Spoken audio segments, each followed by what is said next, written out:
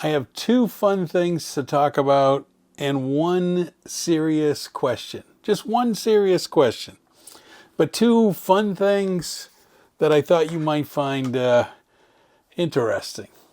I get a lot of questions and I get people and I respond to a lot of questions, but I got two that I think I should go into a little more detail.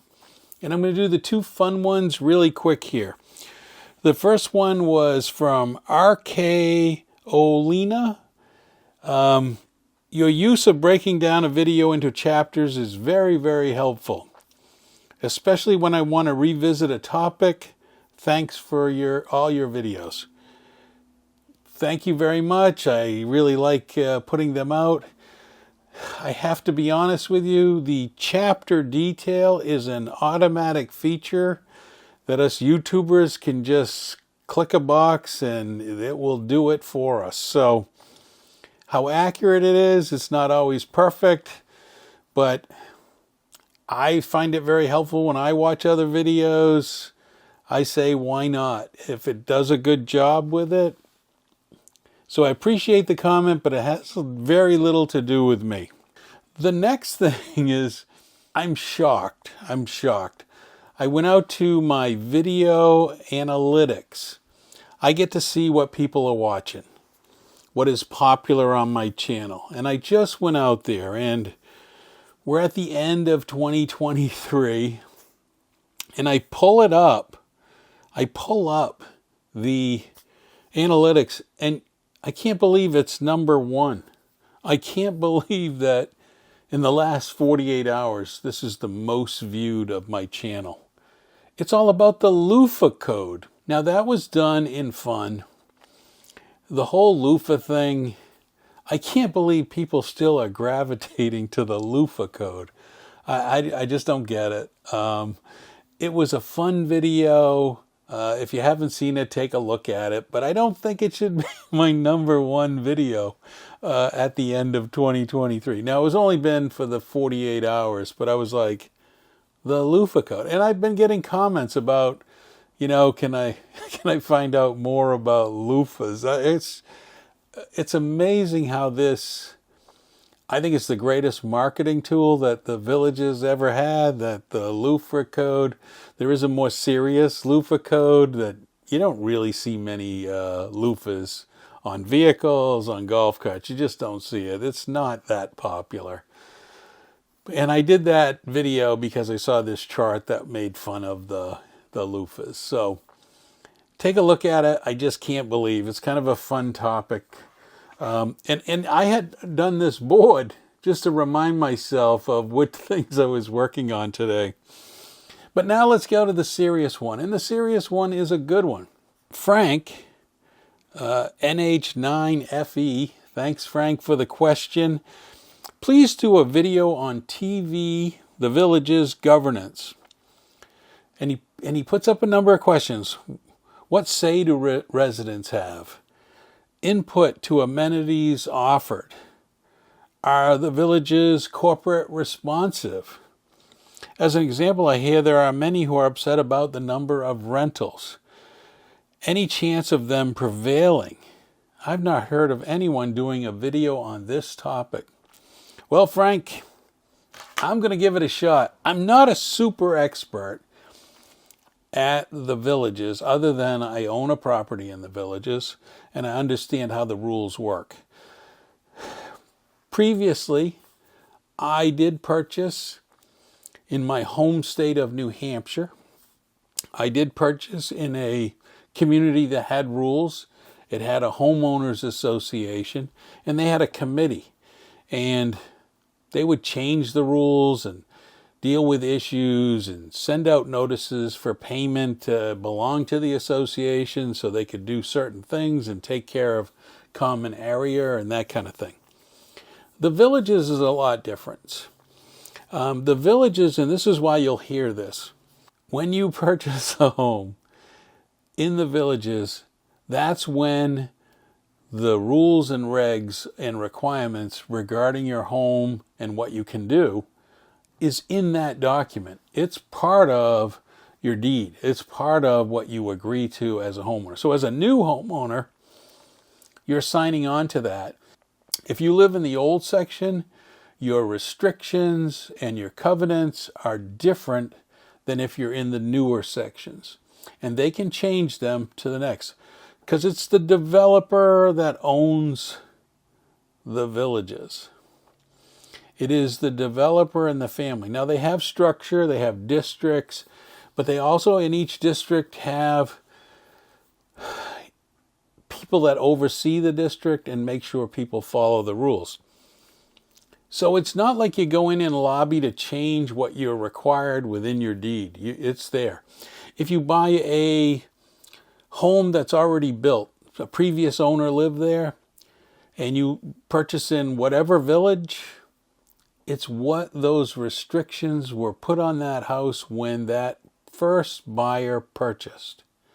Now, that's the major thing. It's not like the homeowners association that was always changing rules as time went on or amending things. I've never heard of that kind of input. Now there is a homeowners association in the villages, and they will probably make recommendations when the villages is talking about changes, but it really is the master plan of the villages itself that set those rules and regs. I don't know how much those like that homeowners association, and I belong to it, have to say in new amenities and those kind of things. So far, the villages is way ahead of what maybe I would even dream up as what I might need or what might like in the future. Most of the time, we're buying into already their master plan that's been planned out for years ahead as to what the next trends or changes are. I'm not so sure about the responsiveness. I think there is some input, but I think the villages itself in control. The villages, you agree to the rules, you got to live by the rules. That's really what it is. Now, people complaining about rentals. There's two sides to rentals. If you own property, like myself, you like the opportunity to rent it. Even if I don't rent it, I like that opportunity.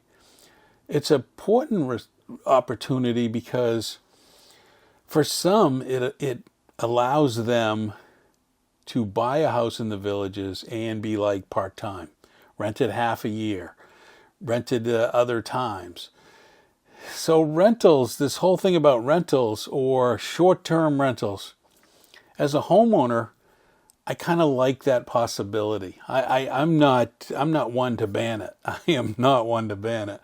I am one who has to look at this as I do have restrictions, how my house can be used and who can live there, and the restraints on not having kids that can live there or stay there longer than a period of time. So rentals, I look at that as each homeowner has those choices. I don't see it as the big problem. When you realize there's probably close to, they do about 6,000 homes a year. We're probably right around 100,000 homes. That's a lot and a big area. And yes, some of the new areas that come up, people rent them until they can move there. It's a good choice for people to have that opportunity. Not everybody rents, and myself included, but I think you'd want that option. I think all these people talking about rentals and it's bad, it has not been bad for me, and I have a person who rented annually and then eventually bought the house that was on my street. It isn't a big deal. I would stop worrying about it because if you looked in your own neighborhood, you probably have rentals going on, next door neighbor, and the same scenario probably happens all around the country. People who have a vision that everybody is full-time and always there, that's not the villages. And the villages, a lot of times during different parts of the year, homes are empty. Homes are empty because they're seasonal, or they're the snowbirds, or it is part of the villages. So rentals, I would not be encouraging them to change it because it deals with people's finances, owning a home, and options if they need it. Say something happens and you need to head back to your home state for a period of time. I think you'd want to rent. I think you got to be careful with this number of rentals. And I don't think when you go down to the villages, you can ride around. I don't see it as a big problem. I see it. People don't like the change if it's a short-term rental every 2 weeks having different people. I get it. It's a problem that I think the whole country is trying to deal with. New York City is trying to deal with it.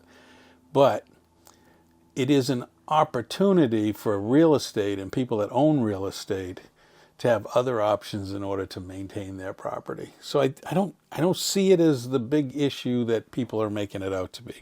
It has dominated a lot of comments and a lot of videos. I haven't really touched upon it, but I think as a homeowner in the villages, I like the option that I could do that if I needed to. I just like that. So I appreciate it, Frank, that you gave me this opportunity to answer that. I hope everybody enjoyed this quick video. I'm looking forward to doing the next one. Thanks for watching.